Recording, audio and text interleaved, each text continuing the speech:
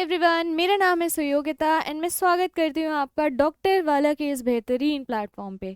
तो जैसा कि आप देख रहे हैं, हम आज क्लास 11th का anatomy of flowering plant chapter start करने वाले हैं।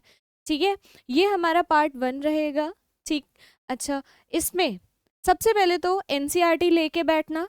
ठीक है, एनसीईआरटी लेके बैठना है आपको। ठीक, चलो इंट्रोडक्शन देखते हैं। Anatomy of flowering plants. Anatomy क्या होता है? स्ट्रक्चर्स, इंटरनल स्ट्रक्चर्स की स्टडी करना। ठीक है, वो एनाटॉमी में आता है। और हम फ्लावरिंग प्लांट्स की कर रहे हैं, तो प्लांट्स के इंटरनल स्ट्रक्चर की स्टडी करना उसे कहते हैं प्लांट एनाटॉमी।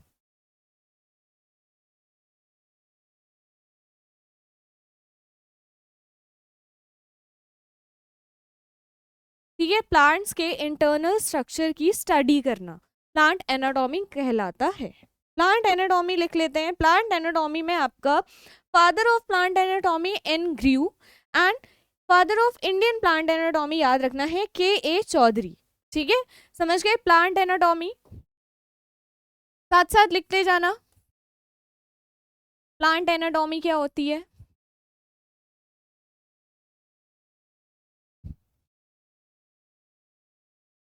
ब्रांच है बायोलॉजी की। It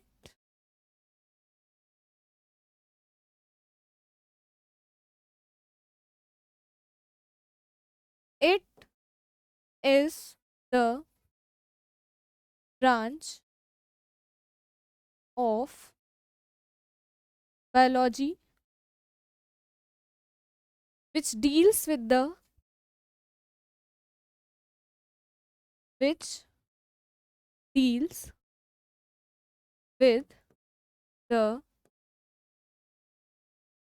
study of internal structure of plants। ठीक है, एंड कैसे सेल्स ऑर्गेनाइज्ड होती हैं। ठीक है, and organisation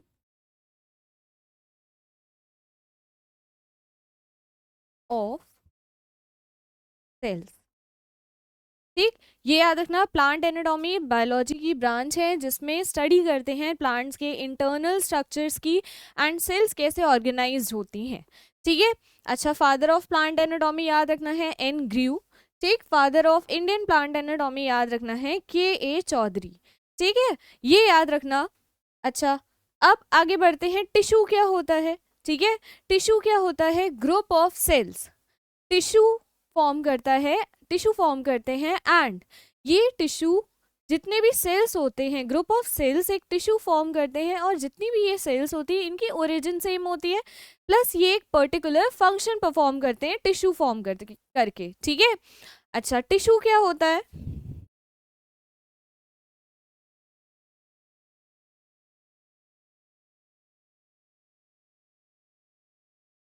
tissue is a group of cells, ठीक है, विच perform similar all cells perform similar functions, ऐसे लिखो।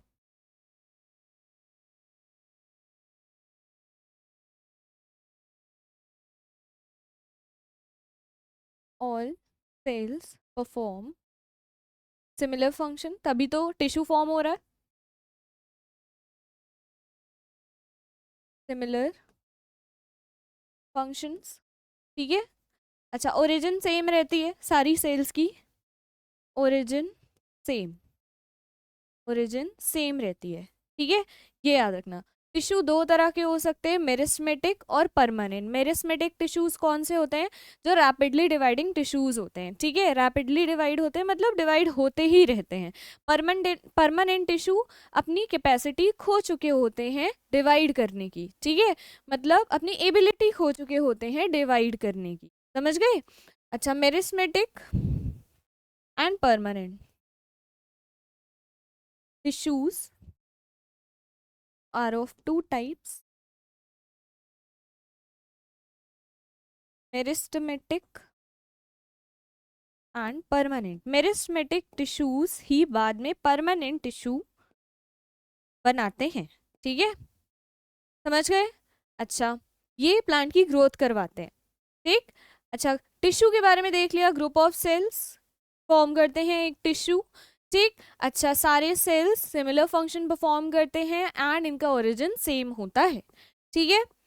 अच्छा, अब देखते हैं टिश्यू सिस्टम क्या होता है, ठीक है। टिश्यू हायर प्लांट्स में कुछ सेवरल टिश्यूज होते हैं जो एक फंक्शन परफॉर्म करते हैं एक यूनिट की तरह, ठीक है, एक सिमिलर फंक्शन परफॉर्म करते हैं यूनिट की तरह, मतलब एक साथ काम करते हैं और एक यूनिट की तरह एक फंक्शन परफॉर्म करते हैं, सेम फंक्शन, ठीक है, इसे कहते हैं tissue system. In higher plants, in higher plants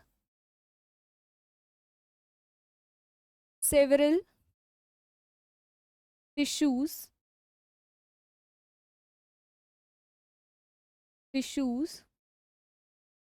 work together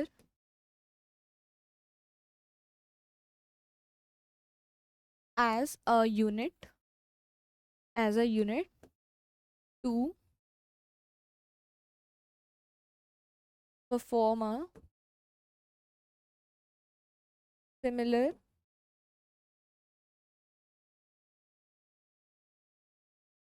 function, ठीक है, and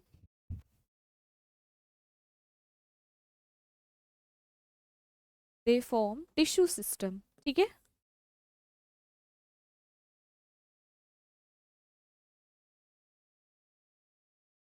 ठीक, समझ गए, ठीक।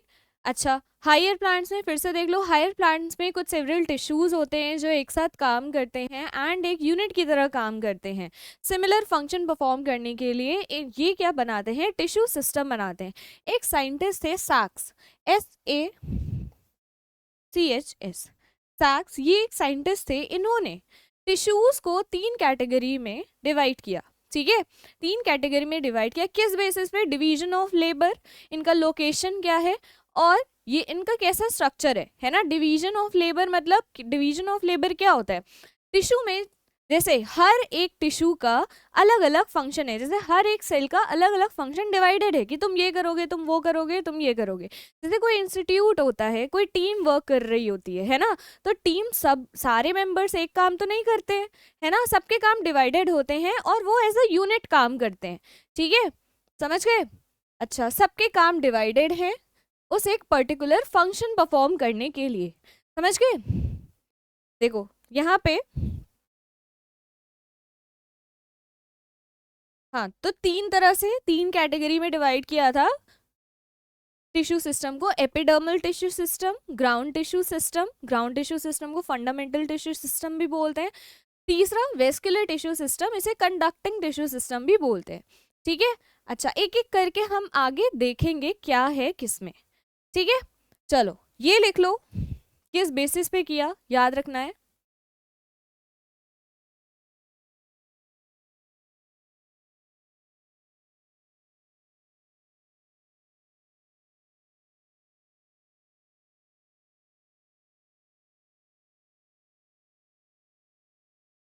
On the basis of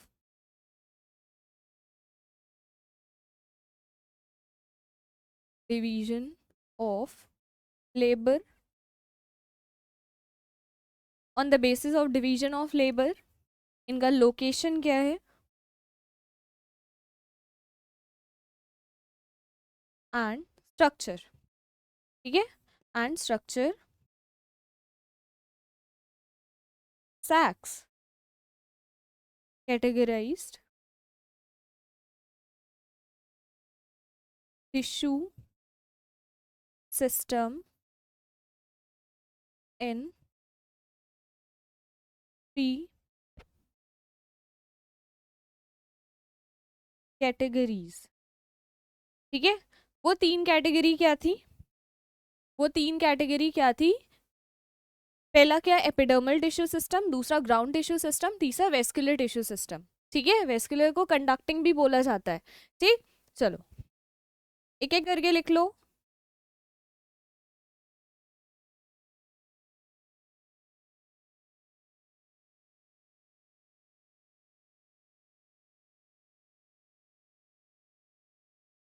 epidermal tissue system, ठीक है। दूसरा आपका ग्राउंड टिश्यू सिस्टम, इसको फंडामेंटल टिश्यू सिस्टम भी बोलते हैं। फंडामेंटल टिश्यू सिस्टम पूरा लिख लेना आप। अच्छा, यहाँ पे vascular tissue system, vascular tissue system, ठीक है। वेस्कुलर टिश्यू सिस्टम, वेस्कुलर को और क्या बोलते हैं? कंडक्टिंग, क्योंकि ये कंडक्ट करते हैं ये टिश्यू, खाना और पानी। कंडक्टिंग टिश्यू सिस्टम, ठीक है। ये याद रखना है आपको इतना, ठीक। टिश्यू सिस्टम में अब एक एक करके तीनों के बारे में हम देखेंगे, ठीक। देखो, एपिडर्मल टिश्यू सिस्टम, प्लांट का जो आउटर मोस्ट प्रोटेक्टिंग कवरिंग होता है वो एपिडर्मल टिश्यू सिस्टम बनाता है, ठीक है। एपिडर्मल टिश्यू सिस्टम मतलब प्लांट का पूरा आउटर कवरिंग प्रोटेक्शन के लिए बनाता है।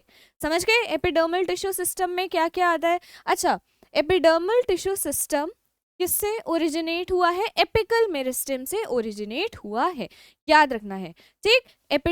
एपिडर्मल टिश्यू सिस्टम कहाँ से ओरिजिनेट हुआ है? एपिकल मेरिस्टेम से ओरिजिनेट हुआ है।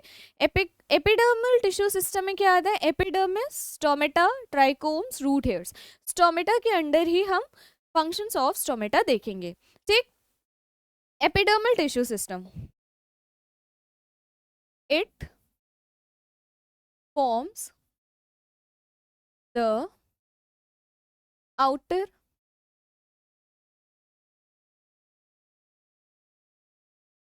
protective covering of whole plant body, ठीक है, whole plant body, ठीक। अच्छा, originates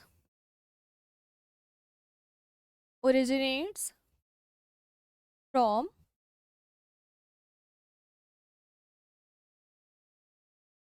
apical मेरिस्टेम, ठीक। ये याद रहेगा, ठीक। अच्छा, एक एक करके हम देखेंगे। Epidermis, stomata, trichomes, root hair, ठीक। एपिडर्मल टिश्यू सिस्टम में 4 चीजें आती हैं, epidermis, stomata, trichomes and root hairs, याद रखना है इसको। अब एपिडर्मिस की बात करें तो epidermis outer most protective covering होता है पूरे होल प्लांट बॉडी का। ये एपिडर्मल सेल्स का बना होता है, ठीक है। अच्छा, एपिडर्मल लेयर जो होती है आपकी वो सिंगल लेयर्ड भी हो सकती है, ठीक, और मल्टी लेयर्ड भी हो सकती है, समझ गए, ठीक। कुछ में ये मल्टी लेयर्ड होती है, समझ गए। अच्छा, एपिडर्मिस लिख लो। सबसे पहली चीज, आउटर मोस्ट प्रोटेक्टिव कवरिंग, ठीक है। दूसरी चीज क्या बताया? ये सिंगल लेयर्ड भी हो सकती है, मल्टी लेयर्ड भी हो सकती है। मल्टी लेयर्ड कुछ प्लांट्स में हो सकती है, ठीक। Single layered and in some plants multi layered also, ठीक, समझ गए। अच्छा, एपिडर्मल लेयर जो होती है वो thin walled compactly arrange cells की बनी होती है जिन्हें पैरेन्काइमेटस सेल्स बोलते हैं, ठीक है, समझ गए। Thin walled compactly arrange cells की बनी होती है जिन्हें पैरेन्काइमेटस सेल्स बोलते हैं, ठीक। अच्छा, ये इन सेल्स में क्या होता है? क्लोरोप्लास्ट हो सकता है, एंथोसाइनिन हो सकता है, पिगमेंट्स हो सकते हैं, है ना, ऑयल हो सकता है, क्रिस्टल हो सकता है, समझ गए। अच्छा यही चीज लिख लेते हैं,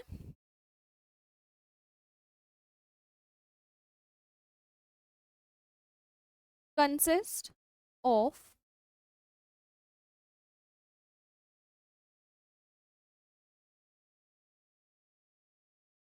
कंसिस्ट ऑफ थिन वॉल्ड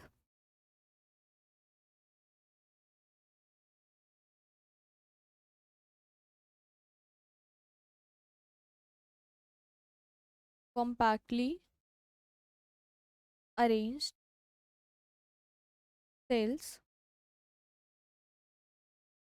ठीक, और इनके पास क्लोरोप्लास्ट हो सकता है, ठीक, and called parenchymatous cells, parenchymatous cells,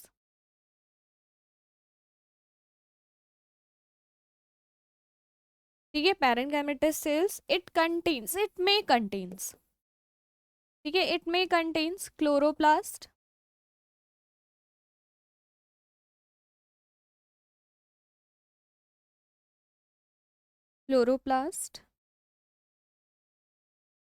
anthocyanin pigment है, एंथोसाइनिन पिगमेंट्स, ठीक है, ऑयल हो सकता है एंड क्रिस्टल्स हो सकते हैं, टैनिन्स हो सकते हैं, ठीक है, समझ गए। अच्छा यहाँ पे क्या होता है, एपिडर्मिस से भी बाहर एक लेयर होती है, थिक वैक्सी लेयर होती है वो, उसे क्यूटिकल कहा जाता है। अब ये क्यूटिकल का काम क्या होता है, वाटर लॉस को प्रिवेंट करना, ठीक है, और ये क्यूटिकल रूट एपिडर्मिस में एब्सेंट होता है, रूट एपिडर्मिस के ऊपर क्यूटिकल नहीं होता है, समझ गए। अच्छा यहाँ पे देखो आगे, इसको लिख लो,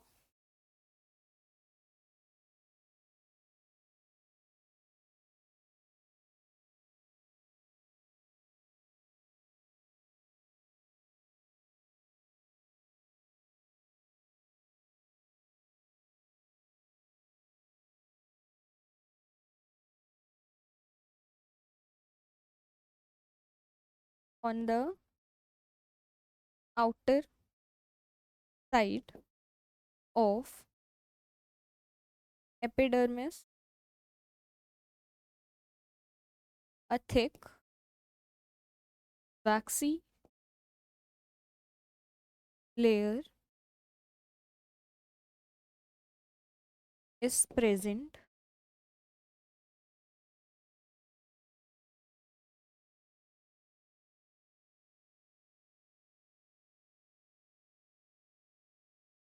known as, क्या बोलते हैं उसको, क्यूटिकल, ठीक है, क्यूटिकल बोलते हैं, ठीक, ये क्यूटिकल वाटर लॉस को प्रिवेंट करती है और रूट्स में एब्सेंट होती है, प्रिवेंट्स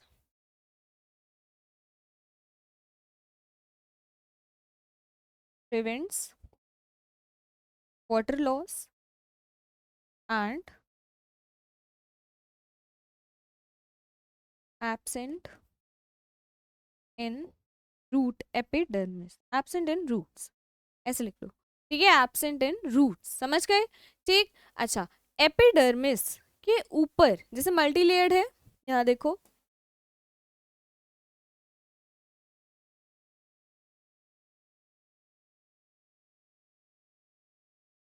मोनोकॉट्स में क्या होता है, एपिडर्मिस के ऊपर वाली सेल्स, जैसे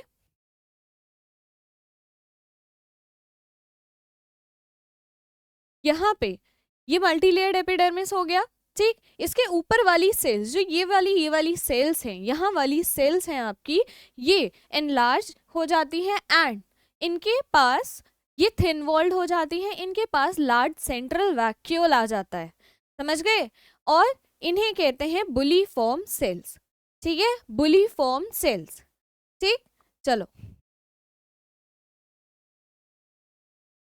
यहाँ पे लिख लो, और ये बुली फॉर्म सेल्स ग्रासेस में होती हैं, ठीक है, ग्रासेस में होती हैं, और इन बुली फॉर्म सेल्स का काम क्या होता है, जब वाटर लॉस मतलब वाटर की डेफिशिएंसी हो गई है, प्लांट में, तो क्या करवाती हैं ये लीफ की, जैसे ये ग्रास है, ग्रास की फोल्डिंग करवा देंगी। समझ गए? बुली फॉर्म सेल्स का काम क्या होता है, जब वाटर डेफिशिएंसी हो जाती है तो ग्रास या स्टेम की या लीफ की फोल्डिंग करवा देती है। ठीक है, इसीलिए इनमें लार्ज सेंट्रल वैक्यूल होता है, थिन वॉल्ड हो जाती हैं। समझ गए? चलो,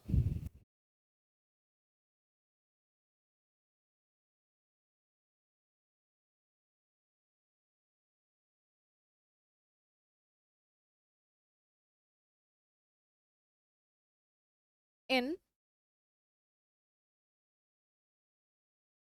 mono cotyledons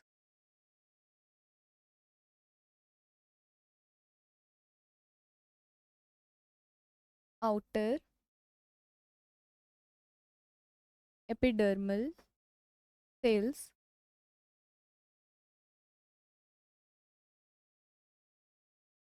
outer epidermal cells have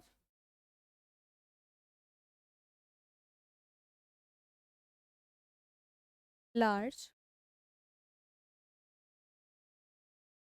central vacuoles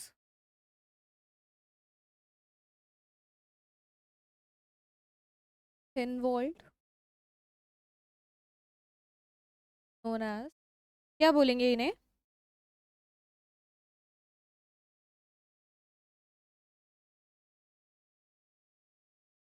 bulliform cells. इन बुलीफॉर्म सेल्स का काम क्या होता है, जब वाटर की डेफिशिएंसी हो जाती है प्लांट में तो प्रिवेंट करना, तो क्या करना, प्रिवेंट करना वाटर लॉस को, तो उसकी वजह से ये फोल्ड हो जाती है। समझ गए?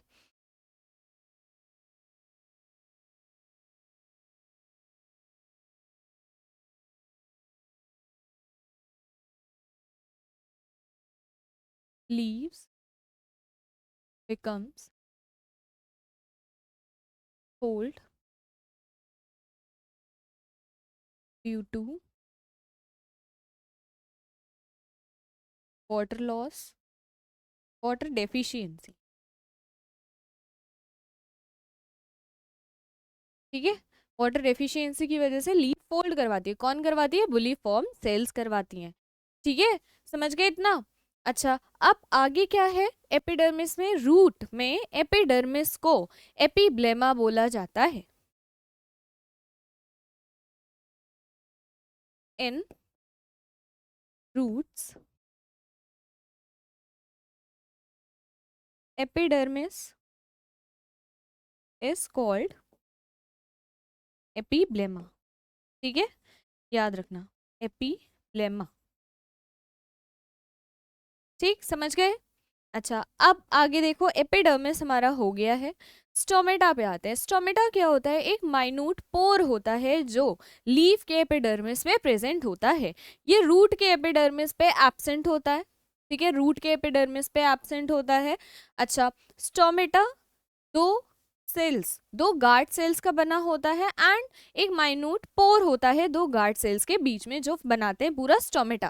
ठीक है, कुछ सब्सिडरी सेल्स भी होती हैं, जैसे यहाँ पे ये गार्ड सेल्स हैं।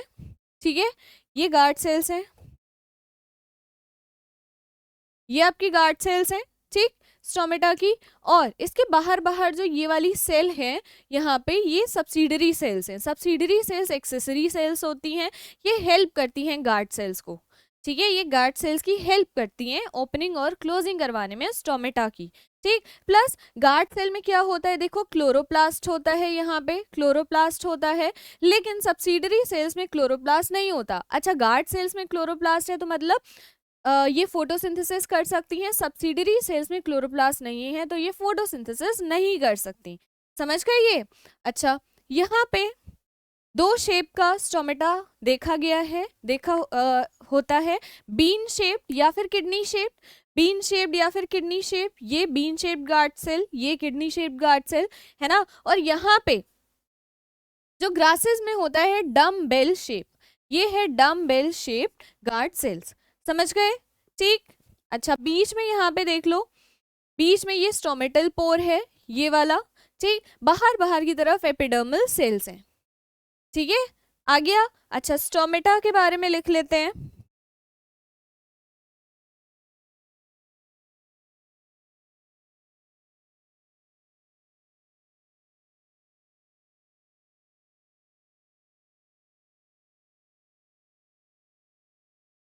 माइन्यूट पोर होता है, कहाँ प्रेजेंट होता है? Present on the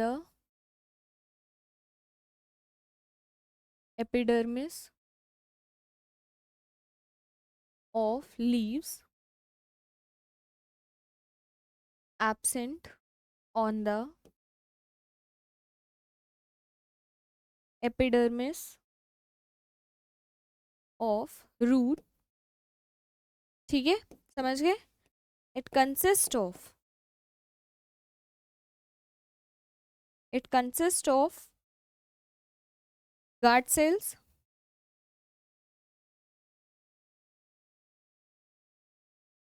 two guard cells, ठीक, और minute stomatal pore. Subsidiary cells भी होती हैं, वो एक्सेसरी सेल्स होती हैं। ठीक है, अच्छा गार्ड सेल्स का नाम गार्ड क्यों है ना? क्योंकि ये स्टोमेटा की ओपनिंग और क्लोजिंग को रेगुलेट करती हैं। ठीक है, स्टोमेटा की ओपनिंग और क्लोजिंग को रेगुलेट करती हैं, इसीलिए इनका नाम गार्ड सेल है। ठीक है, अच्छा यहाँ पे अभी देखो, why they are called guard cells. The name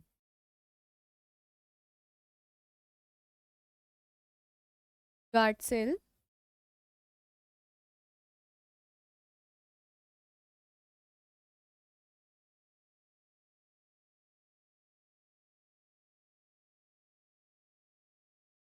ऐसे लिखो इसको,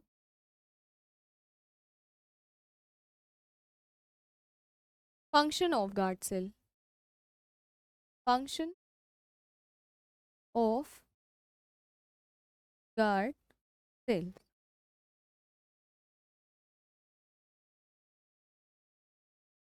regulate opening and closing of stomata. ठीक है, अच्छा दूसरी चीज, स्ट्रक्चर कैसा होता है गार्ड सेल का? बीन शेप्ड और किडनी शेप्ड। ठीक है, और ग्रासेस में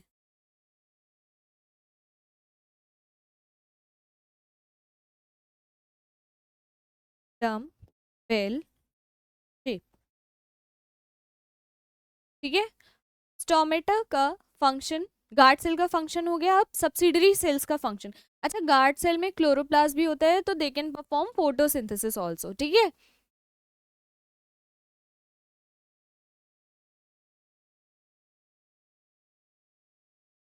कंटेन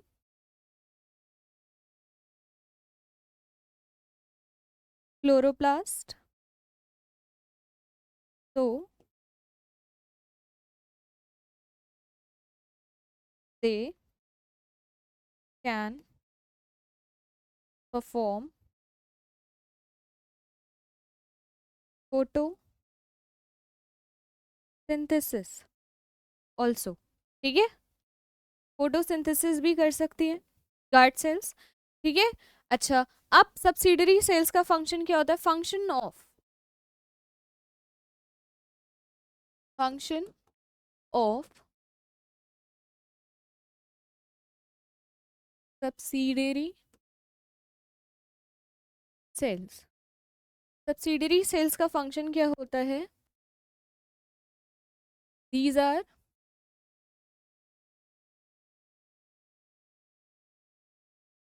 एक्सेसरी सेल्स। ठीक है, एक्सेसरी मतलब हेल्प करती हैं। ठीक है, किसको हेल्प करती हैं? गार्ड सेल्स को हेल्प करती हैं। These are accessory cells helps the guard cells in opening and closing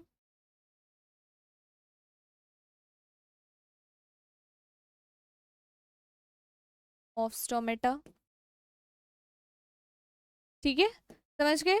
अच्छा, इनके पास क्लोरोप्लास्ट नहीं होता, ठीक है, क्लोरोफिल नहीं होता। यहाँ पे देखो, क्लोरोप्लास्ट गार्ड सेल के पास है, क्लोरोप्लास्ट सब्सिडरी सेल के पास नहीं है। ठीक,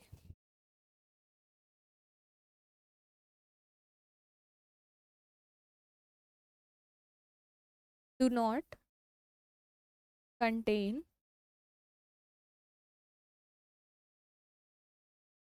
क्लोरोप्लास्ट। ठीक है, तो they do not perform photosynthesis. ठीक है, do not perform photosynthesis.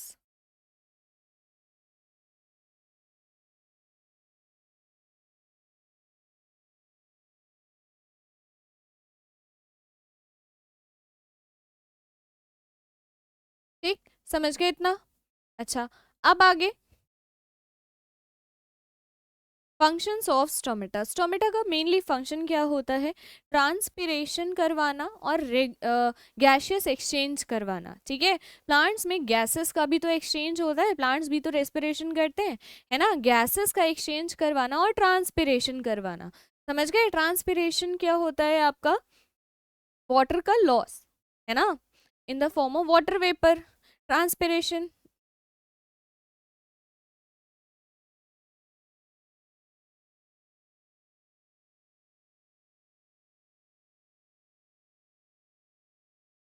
helps in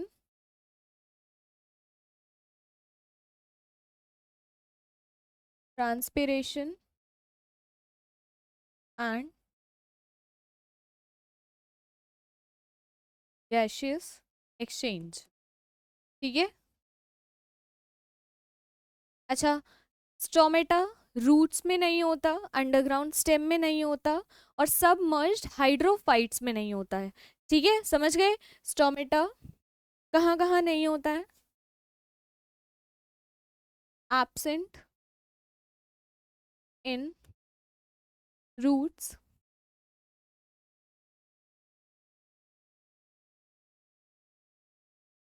submerged hydrophyte.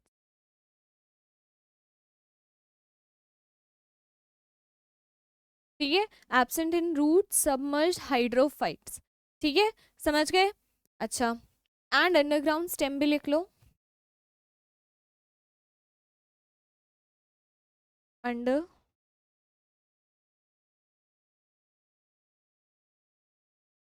Ground stem. ठीक, समझ गए। अच्छा, और एक और चीज, स्टोमेटा संकिन होता है जीरोफाइट्स में, है ना। डेजर्टिक प्लांट्स में स्टोमेटा संकिन होता है। संकिन क्यों होता है? ताकि ट्रांसपिरेशन कम हो, है ना, वाटर लॉस कम हो। समझ गए? ठीक, वाटर लॉस लॉस कम हो ताकि प्लांट को सफिशिएंट वाटर मिले सरवाइव करने के लिए। ठीक है, in xerophytes,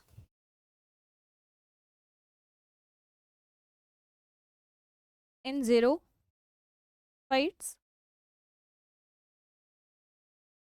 stomata are sunken, stomata are sunken to reduce water loss। ठीक है, टू रिड्यूस वाटर लॉस। इतना समझ गए? ठीक, फंक्शंस ऑफ स्टोमेटा ट्रांसपिरेशन और गैसेस एक्सचेंज में हेल्प करता है। रूट्स में submerge hydrophytes and underground stem में स्टोमेटा नहीं होता, एब्सेंट होता है।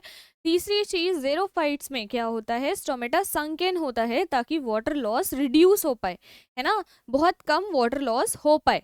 ठीक, अच्छा, अब आते हैं नेक्स्ट ट्राइकोम्स पे।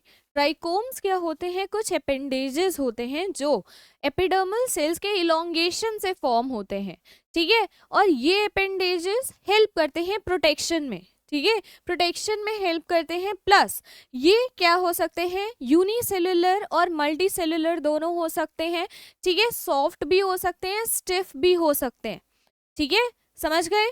अच्छा, लिख लो trichomes, epidermal sales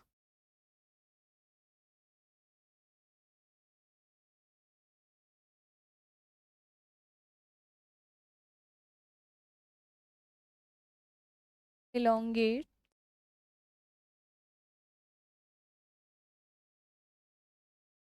to form trichomes.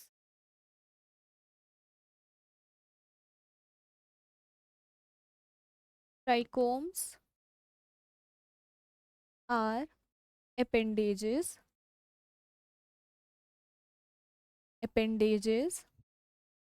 which helps in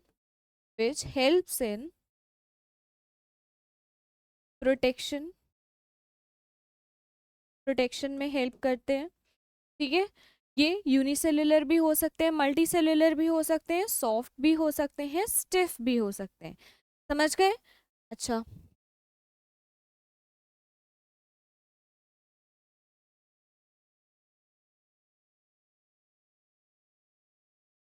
they can be unicellular and multicellular,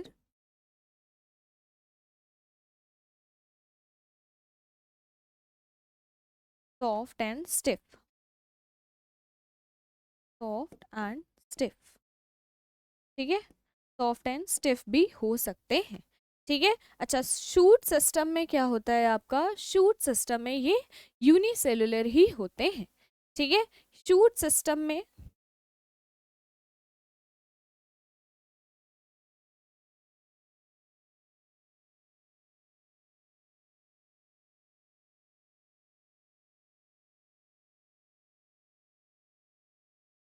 shoot system में ये कैसे होते हैं? यूनिसेलुलर,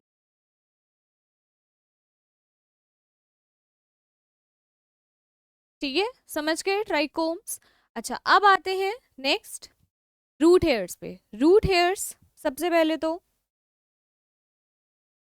रूट हेयर्स अपेंडेजेस नहीं होते हैं, लेकिन ये भी इलोंगेशन से बनते हैं एपिडर्मल सेल्स के, ठीक है। इनका काम क्या होता है? एंकर करके रखना, एंकरिंग प्रोवाइड करते हैं प्लांट को, ताकि वो सॉइल में एंकर होके सीधा होके खड़ा हो पाए, है ना, सीधा होके खड़ा हो पाए, है ना। प्लस ये एब्जॉर्प्शन में भी हेल्प करते हैं, मिनरल्स के, आयंस के, है ना, एब्जॉर्प्शन में भी हेल्प करते हैं। इन्हें अपेंडेजेस नहीं कह सकते हैं, ये जस्ट आउटग्रोथ, इलोंगेटेड, इलोंगेशन होते हैं एपिडर्मल सेल्स का, ठीक है। अच्छा,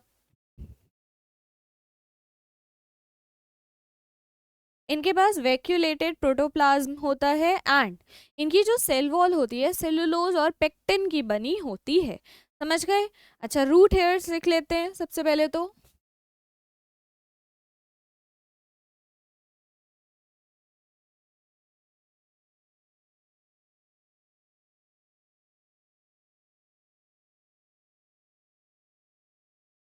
फॉर्म्ड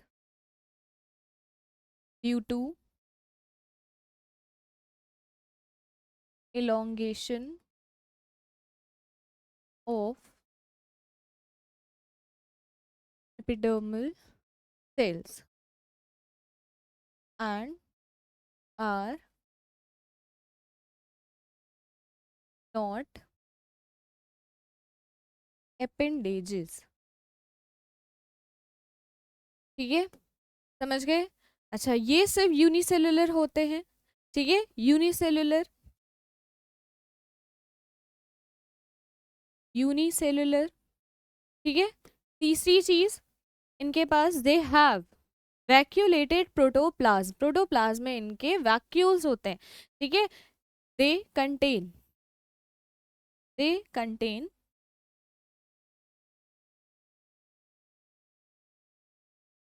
वैक्यूलेटेड प्रोटोप्लाज्म। इनका जो सेल वॉल होता है वो सेलुलोज और पेक्टिन का बना होता है। Cell wall consist of cellulose and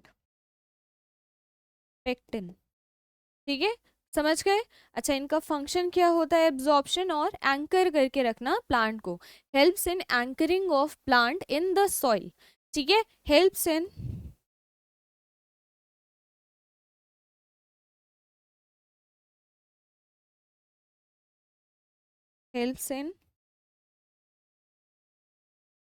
anchoring of plant in the soil, ठीक है।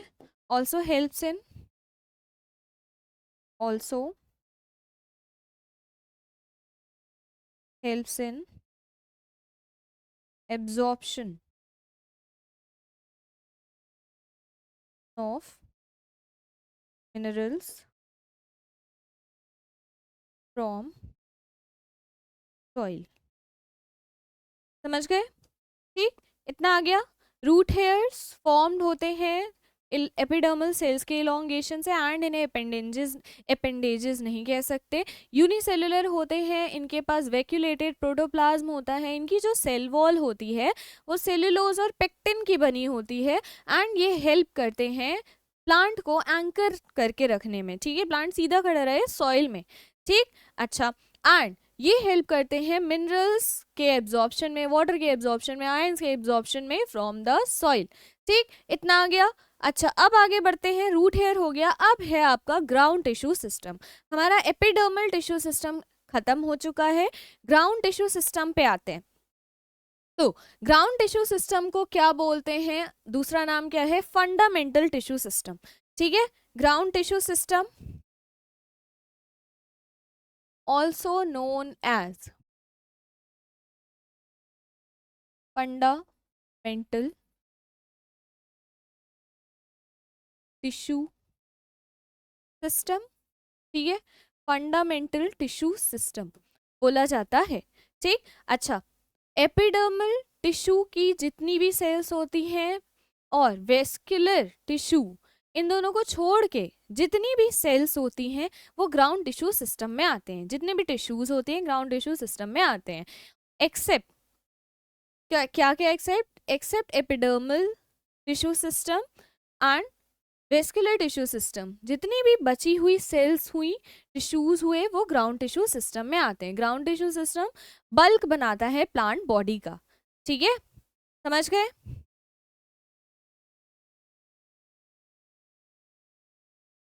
All the tissues accept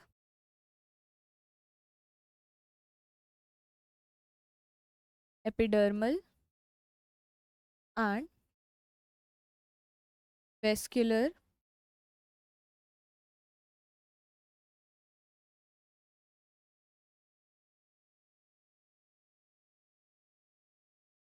comes under comes under ground tissue system, ठीक है, समझ गए। अच्छा, ग्राउंड टिश्यू सिस्टम में क्या क्या हो सकता है? पैरेनकाइमेटस सेल्स हो सकती हैं, स्क्लेरेनकाइमा हो सकता है, कॉलेनकाइमा हो सकता है, ठीक है, समझ गए। पैरेनकाइमेटस सेल्स कहाँ कहाँ होती हैं? कॉर्टेक्स पे हो सकती हैं, पेरिसाइकल पे हो सकती हैं, पिथ पे हो सकती हैं, मेडुलरी रेस पे हो सकती हैं, ठीक है, समझ गए।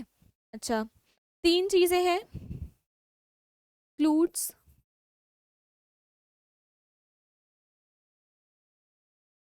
पैरेनकाइमा,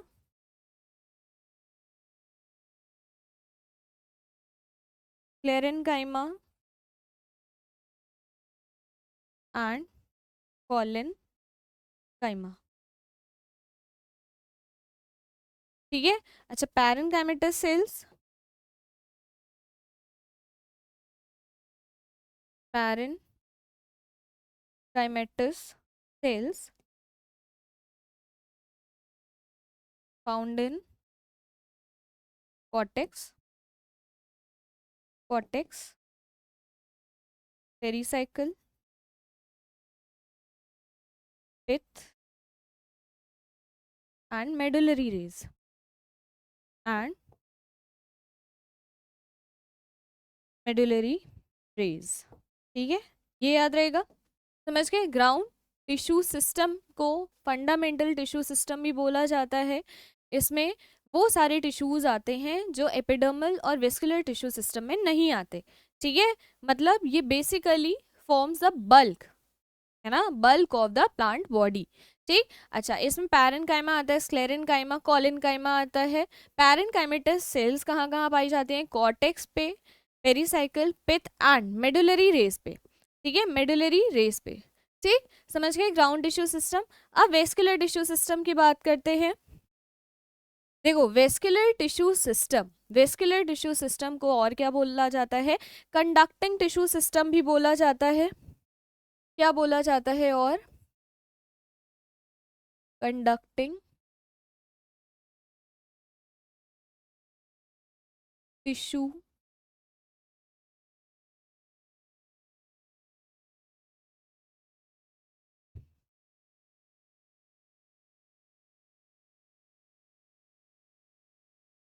सिस्टम भी बोला जाता है।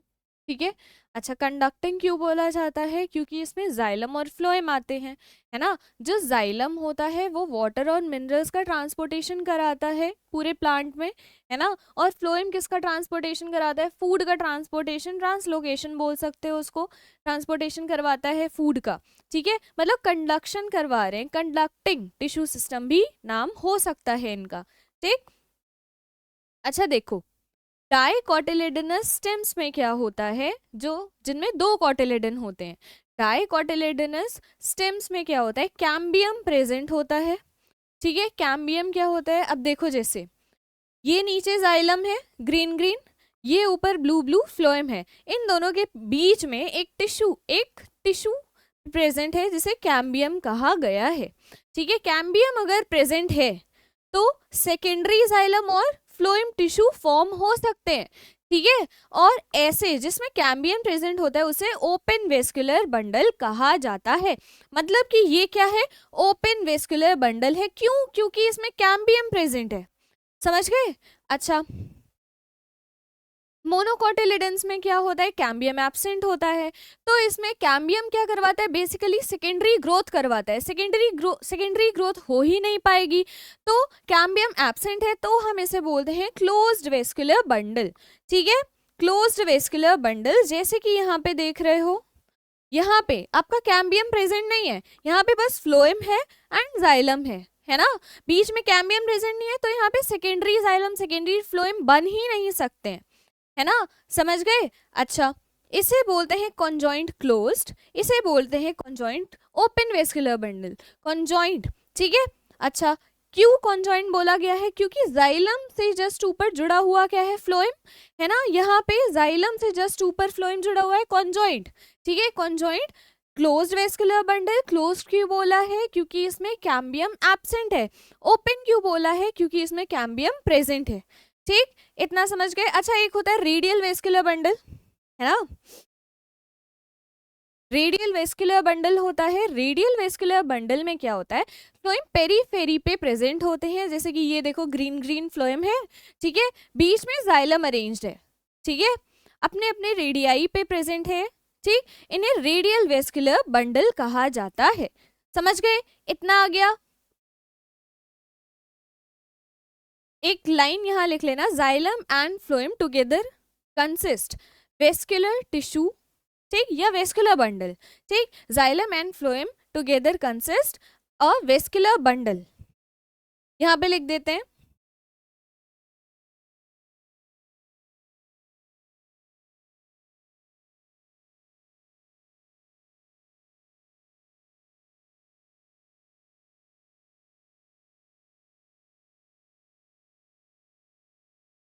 xylem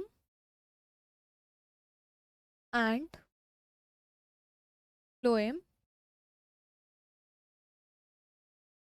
together consist a vascular bundle. VB क्या है? वेस्कुलर बंडल है। ठीक है। अच्छा, इसके आगे का पार्ट हम कल करेंगे, कल नेक्स्ट क्लास में। ठीक है, नेक्स्ट पार्ट में करेंगे। अच्छा, इसमें से कोई डाउट हो तो बता देना, हम यहाँ पे पार्ट 1 एंड करते हैं। ठीक। अच्छा, कोई भी डाउट हो कमेंट सेक्शन में पूछ लेना, और या तो टेलीग्राम ग्रुप पे पूछ लेना। टेलीग्राम ग्रुप का लिंक आपको वीडियो के डिस्क्रिप्शन पे मिल जाएगा। ठीक, टेलीग्राम ग्रुप का लिंक आपको वीडियो के डिस्क्रिप्शन पे मिल जाएगा। ठीक है, कोई डाउट हो आप कमेंट सेक्शन में पूछ सकते हैं। ठीक है, थैंक्स फॉर वॉचिंग।